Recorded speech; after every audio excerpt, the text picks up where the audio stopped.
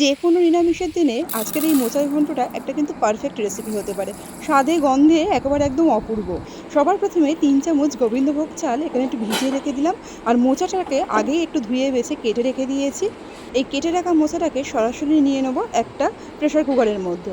সামান্য জল দিয়ে একটু মোচাটাকে ভাপিয়ে নেব। মোটামুটি একটা সিটিতেই কিন্তু অনেকটা সেদ্ধ হয়ে যাবে। জল ঝরানোর জন্য রেখে দিয়ে কড়াইতে তেল গরম করে দিয়ে দিচ্ছি ফোড়ন। এখানে তেজপাতা, শুকনো লঙ্কা, একটু গোটা জিরে ফোড়নে দিয়েছি। এরপর ডুমো করে কেটে রাখা আলু দিয়ে একটু ভালো করে আগে ভেজে নেব। ভাজা ভাজা হয়ে গেলে সেদ্ধ করে রাখা যে মোচাটা আছে সেই মোচাটা দিয়েও খুব সুন্দর করে আগে একটু ভেজে নেব। তারপর এর মধ্যে ১ চামচ মতন দেব হচ্ছে আদা আর জিরে বাটা। আর সেই সাথে দেবো পরিমাণ মতো নুন আর হলুদ। খুব ভালো করে মিশিয়ে দিয়ে মশলার কাঁচা গন্ধটা যাওয়া পর্যন্ত একটু অপেক্ষা করব। সেই সাথে গ্যাসের ফ্লেমটাকে লো করে দিয়ে একটু ঢেকেও দিয়েছি যাতে সব কিছু সিদ্ধ হয়ে যায়।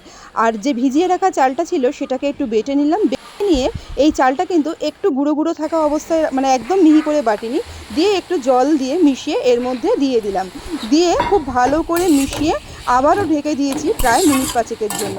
এরকমভাবে কিন্তু প্রায় পুরোটাই সিদ্ধ হয়ে যাবে। একদম নামানোর সময়তে অল্প একটু ঘি, গরম মশলা আর সেই সাথে সামান্য একটু চিনি দিয়ে মিশিয়ে নামিয়ে নিলেই কিন্তু এই নিরামিষ মোচার ঘন্টটা একদম রেডি।